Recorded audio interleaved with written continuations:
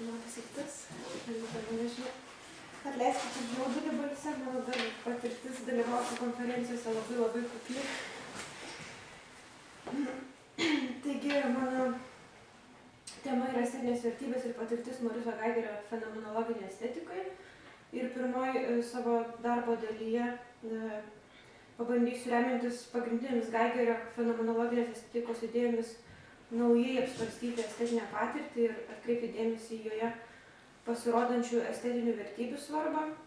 Tada antroji daly, jeigu pavyks, pabandysiu šiek tiek sugretinti su Makso Šelerio pozicija. Ir trečia dalis bus skirta estetinės nuostatos sampratai remiantis Geigeriu, estetinių nuostatų sampratoms remiantis Geigeriu. Taigi, 20 amžiaus pradžioje vertybių teorija tapo aktuali ne tik etikoje, ne tik kultūros ar religijos filosofijose. Vertybės sąvoka naujai atrandama ir estetikoje, grožio raiškos fenomeno tyrinėjimuose.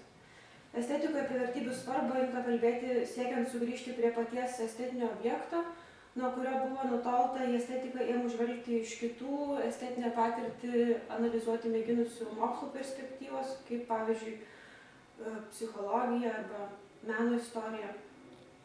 Ir pradėti reiktų nuo to, kad svarbu indėlį į estetikos skaitą ir į vertybių filosofijos vystymąsi įnešė Maksas Šeleris. Jo vertybių teorija tapo pamatinė ir kalbant apie estetinių vertybių svarbą, kurią tuo pačiu metu vystė Miuncheno fenomenologinės mokyklos filosofai. Tai būtų Romanas Ingardinas, Dietrichas von Hildebrandas, Morisas Geigeris, taip pat šiai draugijai nepriklausęs, tačiau estetikos tema aktyviai rašęs Nikolai Hartmanas. Arčiausiai prie vientisos estetinių vertybių teorijos priartėjo Geigeris, visą savo dėmesį skyręs estetikos mokslui, o estetikos vertybėms teikėsi ypatingą reikšmę. Tačiau ir kitų minėtų autorių darbuose juntama visus juos tokia suvienijanti tendencija, kad dėmesys čia sutelkiamas estetinio objekto link bei išryškinamos pagrindinės meno kūriniuose esančių estetinių vertybių savybės.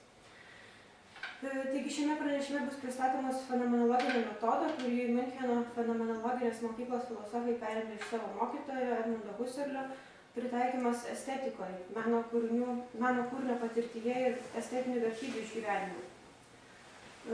Pacituosiu, tai metodas, kurio naudojantis estetika gali išreikšti savo specifiškumą, yra fenomenologinis, tai yra nei indukcinis, nei dedukcinis metodas. Jis susideda iš esminių įžvelgimų. Citatos pabaiga. Fenomenologinės estetikos pagrindu tampa įžvalga, intuicija, sąmoningas dabarties akimirkos išgyvenimas. Visą tai leidžia susitelkti ties estetiniu objektu, jam suteikiant galimybę atsiskleisti tokiam, koks jis yra. Kartu išgyvenant jį kaip estetiškai vertingą, tai yra talpinantis savyje jo estetiškumą išreiškiančias estetinės vertybės. Be to, šį metodą Geigeris taiko siekdamas nuskaidrinti ankstesnių mokslų netinkamomis nuo estetinių vertybių ir meno esmės pažinimą nutolinančiomis sąvokomis apipintą grožio raiškos fenomeną.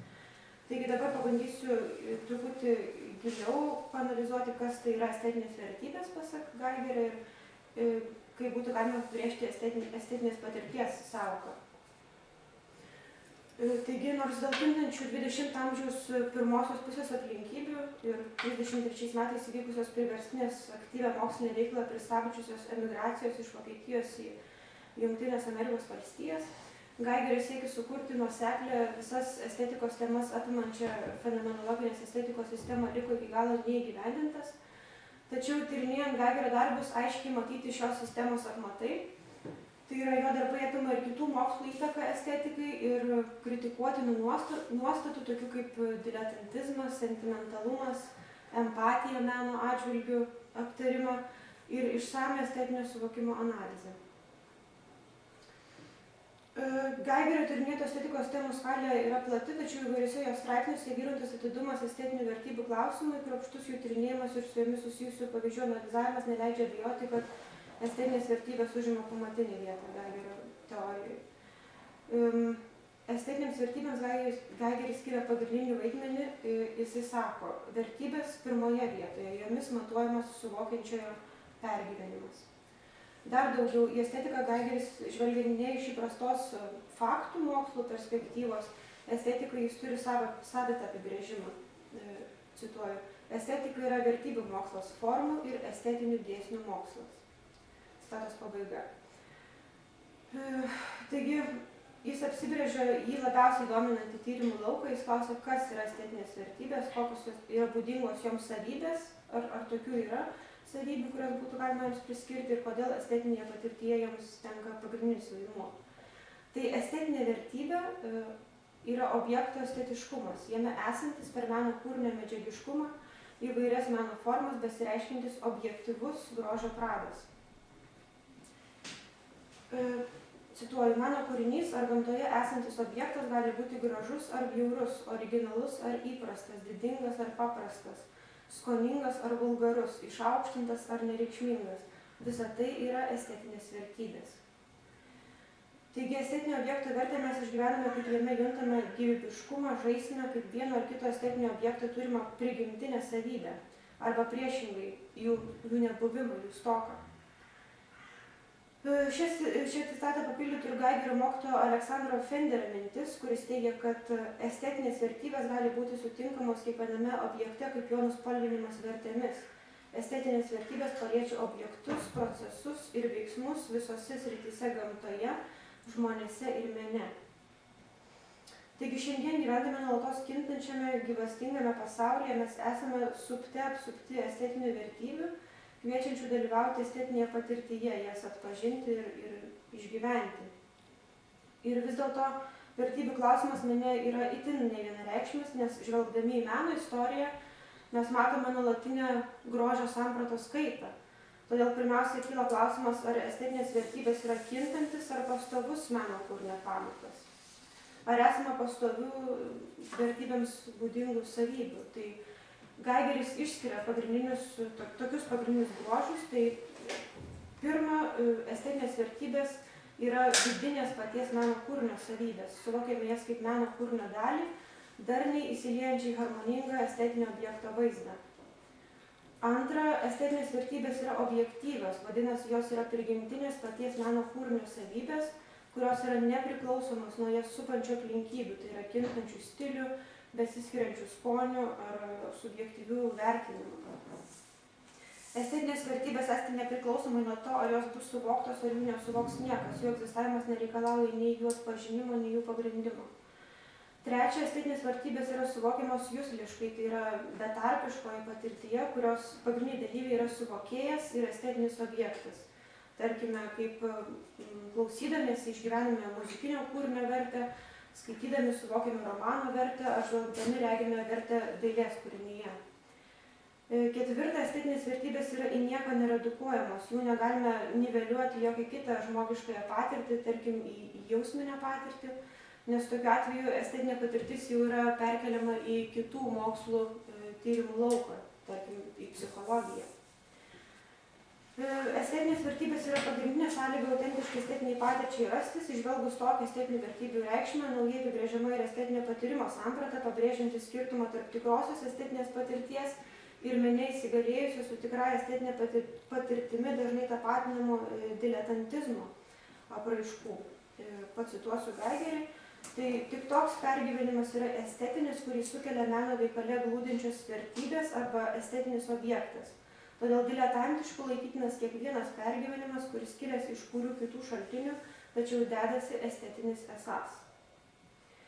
Neretai suklystama kitokio pobūdžio išgyvenimus, pavyzdžiui, sentimentales su estetiniu objektu nieko bendro neturinčias nuotaikas ėmus laikyti tikrosiomis estetinėmis patirtimis, todėl estetinis suvokimas, remiantis Geigeriu, pirmiausia yra estetinių vertybių suvokimas. Todėl estetiką turėtume vadinti vertybių mokslu. Fenomenologiniu žvilgsniu pažvelgus į estetinę patirtį naujai suformuluojami ir pagrindiniai estetinėje patirtyje dalyvaujančiųjų subjektų uždaviniai. Tai yra menininko tikslas yra šių estetinių vertybių meno kūrinyje išryškinimas, o žiūrovo siekis šių vertybių išvelgimas, jų atpažinimas ir jų intensyvus išgyvenimas. Dabar norėčiau trumpai palyginti Šelerio ir Geigerio estetinių vertybių, apskritai vertybių suvokimo sampratas. Taigi, nors būtų sunku išskirti vieną pagrindinį didžiausią įtaką Geigerio estetinių vertybių teorijos formavimuisi padariusi veiksnį, tačiau galima teigti, kad visi svarbiausi Geigerio filosofiniai ieškojimai ir estetikos tematika sukurti darbai siejasi su Miuncheno to meto intelektualų bei menininkų susitelkimo miestu, kurio universiteto akademinėje veikloje jis aktyviai dalyvavo keletą dešimtmečių nuo 1904. Ir būtent mokydamasis Miuncheno universitete jis įsitraukė į tuo metu egzistavusios fenomenologų draugijos veiklą, kurioje dalyvavo ir vertybių teorijoje ryškų pėdsaką palikęs Šeleris. Taigi siekiant palyginti šias dvi vertybių teorijas, svarbu pabrėžti tai, kad per vertybių prizmę Šeleris pirmiausia žvelgia ne į estetikos mokslą, bet į etiką, į religiją, į kultūros filosofiją, antropologiją. Tačiau nepaisant to, jo universali vertybės sąvokos samprata įtakojo ir estetinės patirties analizę. Geigerio plėtota estetinių vertybių teorija bei estetikos kaip vertybių mokslo idėjos išvystymas rėmėsi ir Šelerio filosofija. Taigi, kokia yra Šelerio vertybės samprata ir kokio ryšio esama tarp Šelerio ir Geigerio vertybių teorijų. Susitelkęs ties estetikos mokslo ribomis, Geigeris pateikė išsamią estetiniams vertybėms būdingų savybių analizę, tuo tarpu Šelerio vertybės samprata yra universali, pritaikoma įvairiose moksluose, įvairiose srityse. Tačiau Šeleris taip pat kalba apie vertybėms būdingų savybių egzistavimą. Jis teigia, kad jos yra nekintamos, idealios, į nieką kitą neredukuojamos žmonėse, reiškiniuose, daiktuose esančios ir besireiškiančios savybės. Cituoju Šelerį, tai visos vertybės yra materialios savybės, kurios turi savo apibrėžtą tvarką ir yra nepriklausomos nuo formos, kurioje jos randasi. Kalbant apie estetiką, toks abiejų filosofų vertybėms priskiriamas autonomiškumas reiškia jų savarankiškumą ne tik nuo estetinio objekto, kuriame jos randasi, bet ir nuo tą estetinį objektą patiriančio subjekto. Nes jos suvokiamos a priori būdu, empiriniam patyrimui neturint įtakos. Pasak Šelerio vertybių teoriją analizavusio Gerhardo Erl, kai Šeleris, kalbėdamas apie vertybės sampratą, priskiria jai a priori sąvoką, tai reiškia, kad vertybei suteikiama galimybė būti nepriklausomi nuo bet kokio mąstančio subjekto. Tokiu atveju svarba yra suteikiama pačiam estetiniam objektui, kuriame randasi vertybės, jis tampa ašimi vertybių radimosi ir jų raiškos pagrindu. Tokia vertybių samprata reiškia subjekto dėmesio centre visada esantį estetinį objektą ir jo analizę. Tuo tarpu jausminis išgyvenimas negali būti tapatinamas su tų vertybių patyrimu.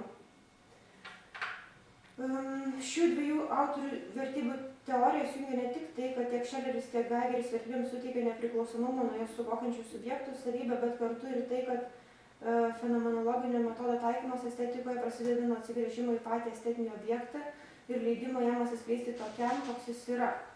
Tačiau apie tokią galimybę galime pradėti kalbėti tik tuomet, kai esame nusibrėžę aiškiai ribą skiriančią estetinio objekto pamatą sudarančias objektyves vertybės nuo menininkų ir žiūrovo jam priskiriamų subjektyvių reikšmių. Citata: Šeleris atskiria esmę, Wesenheit ir atsitiktinės mūsų supančios tikrovės savybės. Citatos pabaiga. Šios antrinės savybės yra priklausomos nuo estetinės kūrinio vertės, todėl negali būti vadinamos pagrindinėmis. Šiuo atveju svarbu susitelkti į tikrasis meno kūrinio savybės, nesupainiojant jų su meno kūrinio sukeltais žiūrovo jausmais, kurie neretai imami laikyti tikruoju estetiniu išgyvenimu. Nepaisant to, kad estetinius objektus patirime subjektyviai, kiekvienas iš unikalios perspektyvos, su savo turima patirtim, su savo nuomonė bei individualiu skoniu, estetinių objektų egzistavimas santykėje su estetiniu išgyvenimu yra objektyvus. Tačiau svarbu pabrėžti, kad tik tokia patirtis yra estetinė patirtis, kurios metu estetinė kūrinio vertė yra išgyvenima intuityviai, kai subjektas tiesiogiai išgyvena meno kūrinio vertingumą, išlaikydamas atitinkamą estetinę nuostatą, tai yra susitelkdamas į meno kūrinį. Ir dabar bus trečioji tada dalis, paskutinė, kur ir vėl grįšiu prie Geigerio ir panagrinėsiu būtent estetinės nuostatas, dvi galimas pasak Geigerio estetinės nuostatas meno kūrinio atžvilgiu.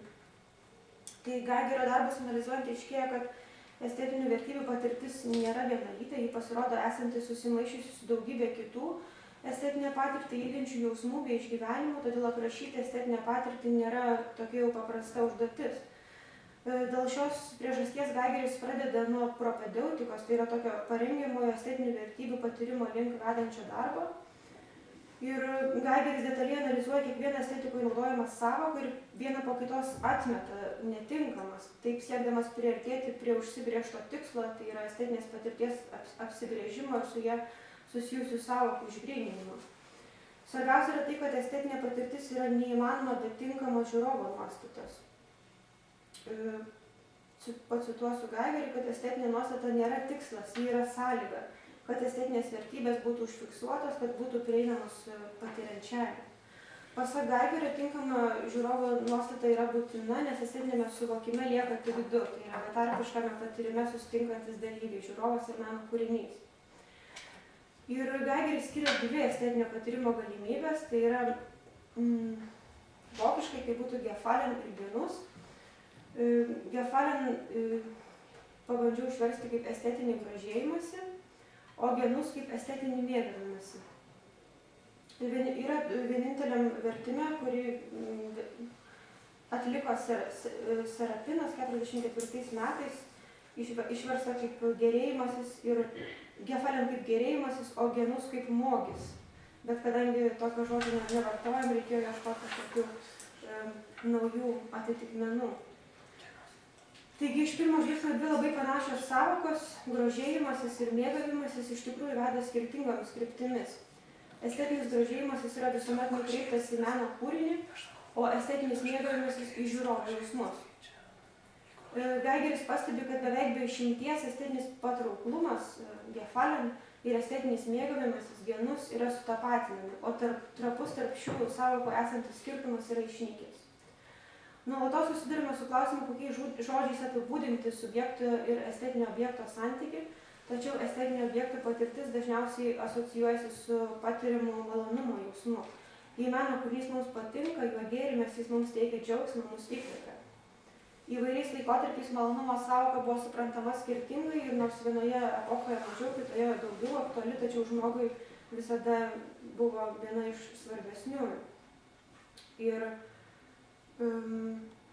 citata iš estetikos enciklopedijos, kad iki 17 amžiaus pabaigos malonumo, nuotaikos, džiaugsmo, meilės sąvokos buvo labai susijusios. Jos tarsi galutinis žmogaus tikslas, kaip aukščiausiasis gėris, tikra palaima žmogų. Ši perskyra, kurios analizai Geigeris skiria itin daug dėmesio, jai skirtas yra atskiras jos straipsnis, yra esminė pagrindinius skirtumus tarp tikrosios ir mėgėjiškos estetinės patirties atskleidžiantis skirtis. Ir dabar aiškesniam skirtumui tarp grožėjimos ir mėgavimos išryškinti, pabandykim panagrinėti keletą pavyzdžių. Tai teiginys aš grožiuosi šiuo paveikslu nurodo, kad meno kūrinys pagrindinis šios situacijos dalyvis kreipiasi į žiūrovą, kviesdamas ties juo susitelkti ir įžvelgti jame glūdinčias estetinės vertybės. Jei kūrinys žiūrovui patinka, jame esančias estetinės vertybės jis suvokia ir joms pritarė. Jei kūrinys nepatinka, estetinės vertybės yra taip pat suvokiamas, tačiau paneigiamas. Bet kuriuo iš šių paminėtų atveju tai yra tikras betarpiško žiūrovo ir kūrinio santykis. Ir teiginyje aš mėgaujuosi šiuo kūriniu, svarbiausias dalyvis yra besimėgaujantis subjektas, o pačiam kūriniui tenka jau antraplanis vaidmuo. Jei grožėdamasis žiūrovas yra atviras estetinių kūrinio vertybių pažinimui, tai mėgaudamasis žiūrovas negali jų pastebėti, nes dėmesio centre yra ne kas kitas, o jis pats.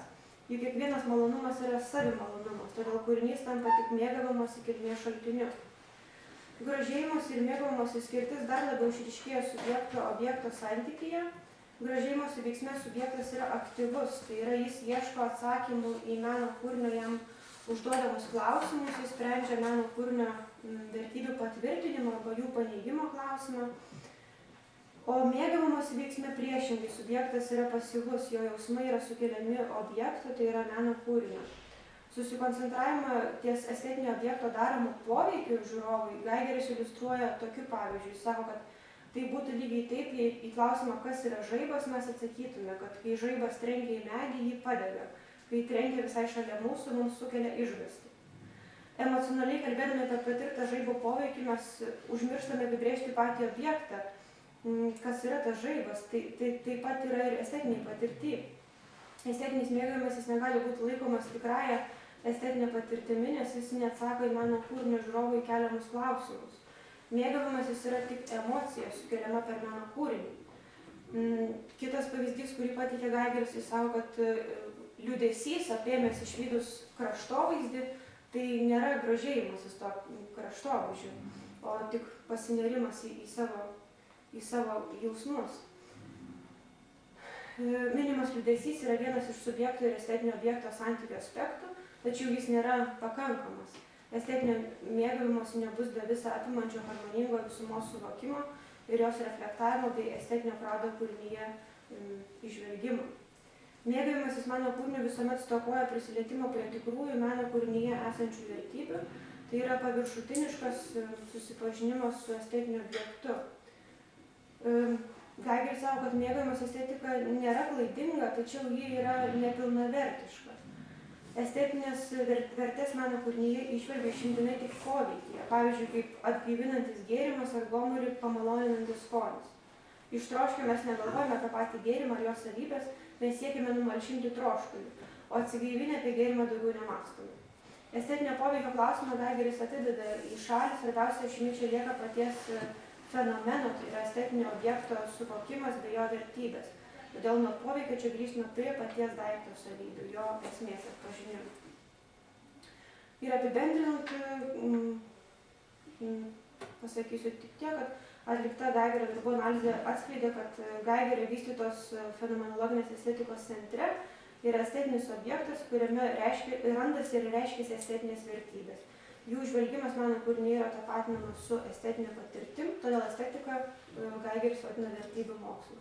Estetinį objektą atskirdamas nuo subjektyvių, estetiniai patirtie dalyvaujančių išgyvenimo, Geigeris siekia parodyti, kad pasinerimas į jausmines patirtis negali užtikrinti estetinio suvokimo galimybės, todėl didelė svarba yra suteikiama teisingai estetinėje patirtyje dalyvaujančiojo nuostatai, susitelkimui ne ties savo jausmais, o ties estetiniu objektu.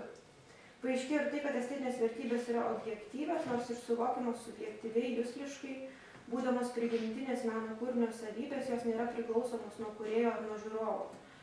Taip pat esame glaudžių sąryšių tarp Geigerio ir Šelerio estetinių vertybių filosofijos. Šelerio suformuota idealios, nekintančios vertybės sampratą Geigeris perkelia į estetinę plotmę. Tai tiek. Ačiū. Kas turi klausimą? Aš turėčiau vieną. Ar, tarkim, praktika tokia, jeigu praktiškai klausimas, jeigu aš kažkokį paveikslą stebiu ir noriu būtent pajausti tas estetinės vertybės, to būtent objektyves, Gepardų šituo atveju, tai kaip, ar čia galima būtų sakyti, kad čia aš turiu kažkaip tarsi savokiniu būdu jas suvokti, nes kaip supratau, jeigu aš bandyčiau jausmiškai tai išgyventi kažkaip nesavokiniu būdu, tai čia būtų tas genus jau, čia tas toks jau subjektyvumas kažkoks atsirastų. Mano tos asmeniniai išgyvenimai, ar čia galima sakyti, kad aš turiu taip stebėti ir atsiriboti tikrai nuo visų savo tokios emocijų, visiškur kažkaip bandyti ar kontempliuoti kažkaip po tokius savokiniu būdu, nežinau kaip čia, bet kaip čia, gal supratot? Nežinau, aš supratau, bet pabandysiu gal sakyti, kad taip, kad man atrodo, kad savokinis būdas irgi nelabai kažkaip tinkamas yra, kad tiesiog reikia leisti reikštis tam meno kūriniui pačiam, kad jis tarsi kalba pats už save, jis pats pasako, pasiūlo tas savokas, ar kaip pasakyti, nežinau. Nes savokinis, tai čia vėl toks jau perėjimas gal tos faktų mokslus, kad aš bandau kažkaip savokomis išanalizuoti tą darbą, tai ar tiesiog, nežinau, kaip muzikos kūrinius suskaidyti į taktus kažkokius, ar ten į natas atskiras, tai jau vėlgi nelieka to bendro vaizdo. Tai atsiriboti nuo visur, savokinių ir tiesiog tokį gryną tiesioginį, tokį kažkokį bejausminį, besavokinį, kažkokį turėti tiesioginį ryšį su tuo objektu. Reikia surasti. Aš gal pratęsiu kolegos mintį, man irgi atrodo, čia yra klausimas vis tik, kaip čia yra apibrėžiamos tos estetinės vertybės. Iš tikrųjų, lieka visiškai neaiški ta estetinių vertybių samprata, kaip čia buvo minėta, kad tai yra objekto vidinės savybės, kurios objektyviai skleidžiasi. Bet kas nustato tada, kad tai yra ta vertybė, jeigu kas yra tas atskaitos taškas, jeigu tu negali paremti savo patirtimi ir nėra patirties, ir mes šiuo atveju čia eliminuojame kultūrinės visas, kaip aš suprantu, diskursus apie vertybės, kaip sakyt, kas byloja, kad ta vertybė yra vertybė, kurioje vietoje susiduria šitas supratimas, bet kokiam lygmenį, kad tai yra objekto vertybė, estetinė vertybė, jeigu mes ją taip formuluojame. Kas jinai tada yra? Aš sakyčiau, kad tai yra kažkoks gyvybiškumas, kuris yra... Bet jūs sakot kažkoks gyvybiškumas, kas tą gyvybiškumo laipsnį nustato? Tausme, jau kai jūs jau sakot kažkoks gyvybiškumas, jūs jau dedate reikšmę, kurią mes atpažįstame, ne? Kurią mes žinome, kurią iš patirties laipsniškai vardiname. Ar gali tai būti, kad šiuo atveju estetinis objektas byloja tai, ko nėra žmogaus patirtyje ir ką galima atpažinti, turint tam tikrą nuostatą? Tausme, kaip šitai gali būti? Ir tokia aporija, man atrodo, čia visiškai gaunasi. Aš gal įsitrauksiu diskusiją, man atrodo, gal tiesiog pranešime vis dėlto tas skirtumas tarp vertybių objektyvumo ir pačios patirties ir estetinių nuostatų jis kažkaip nėra visiškai aiškus, kaip objektyvumas vertybių yra susijęs vis dėlto su reikalavimu turėti estetinės nuostatas ir per jas patirti. Nes aš vis dėlto sakyčiau, kad net ir kalbant apie estetinių vertybių ar apskritai vertybių objektyvumą, čia nereiktų, jeigu prisiminti kontekstą, tai čia iš tikrųjų yra kontekstas iš Husserlio loginio psichologizmo kritikos, kai jisai parodo, kad negalima redukuoti idealių reikšmių, loginių šiuo atveju, į žmogaus psichologiją. Tai aš manau, kad čia yra tas pats judesys estetikoje arba etikoje, reiškia, daromas, kad mes turime išmokti atrasti tas reikšmes, idealias arba esmes, kurios yra nuo subjekto nepriklausomos, bet niekaip kitaip neatrandamas tik kaip per patirtį. Kitaip sakant, vertybių klausimas, jisai iš principo yra patirties, vertybių patirties klausimas, nors mes visą laiką pabrėšime, kad tos vertybės yra nepriklausomos ir neišvedamos iš pačios patirties ir iš subjekto subjektyvumo. Tai va čia yra ta aporija, kurią Husserlis suformulavo kaip intencionalumo, reiškia, paradoksą, nes objektai intencionalūs tai yra aptinkami tik tai patirtyje, bet jie yra nepriklausomi nuo patirties. Tai va čia tas autonomija vertybių arba jų objektyvumas, jisai neturėtų būti suprastas kaip visiškas priešingas subjektyvumui, nes čia pats subjektyvumas yra jau integruotas į tą objektyvumą, tik tai manau galbūt pas Geigerį ta nėra labai aiškiai aptarta. Kai kalbant apie Šelerį, aš vis dėlto sakyčiau, kad ir pas Šelerį nėra tokio atskirimo visiškai, kad čia yra vertybės ir jausmai čia neturi dalyvauti. Čia kaip klausia, ar tada mes turime atsisakyti.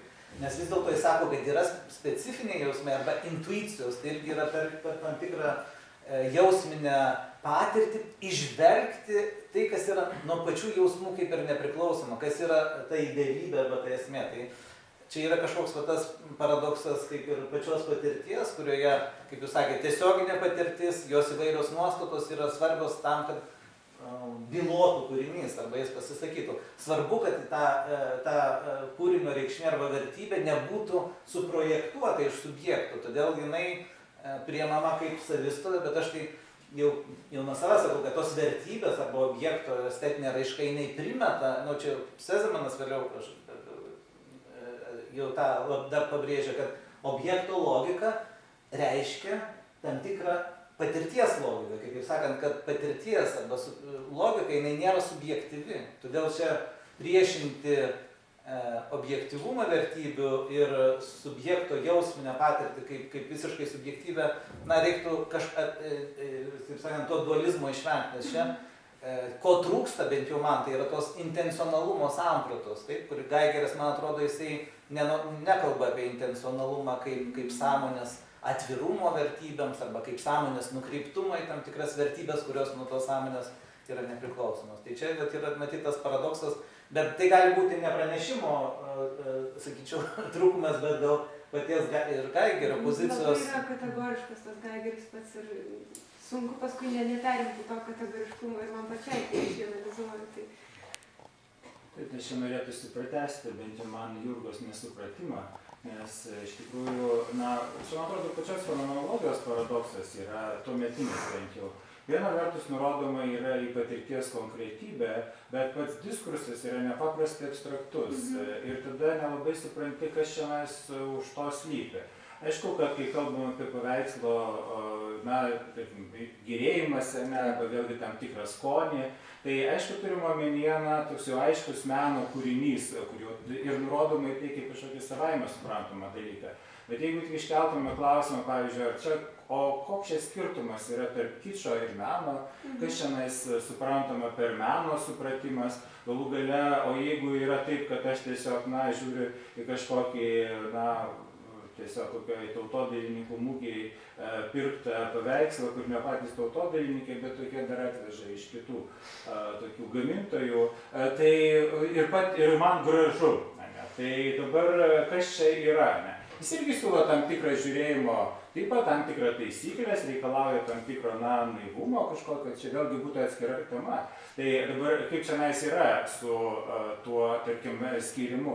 Ir vertybės dabar šiandien apskritai, ir gal aš kadangi nežinau, Velgerio, čia man įdomu, ar ten svarstome, ar kaip nors kičo ir meno santykis. Gal tik tai per tą prizmę, kad jisai labai kritikuoja sentimentalumą, kas man su kiču šiek tiek siejasi. Jis labai buvo nusiteikęs prieš romantizmo visą epochą ir įsigalėjimą, kad kur aš sakau tą pavyzdį su peizažais, pavyzdžiui, kad aš žiūriu į peizažą ir aš prisimenu ten savo vaikystę, kaip aš ten kažką dariau, kažkur ten pas senelius ar kažką, ir kad tu pasineri į savo kažkokią asmeninę patirtį, o ne į tą nupieštą vaizdą. Tai gal su kiču gal kažkiek tiek čia siejasi, tas sentimentalumais labai kritikavo. Nes čia dar būtų, matot, kas yra ir meno kūrinio grožėjimasis ir gamtos grožis, čia iš Kanto ateina, čia vėlgi būtų atskiros tokios temos. Na, gerai, čia žinoma, manau, kad tikrai būtų galima diskutuoti, bet laikas su mumis nelabai skaitosi, tai mums tada reikia tada nutraukti diskusiją, ją atidėti kavos pertrauką.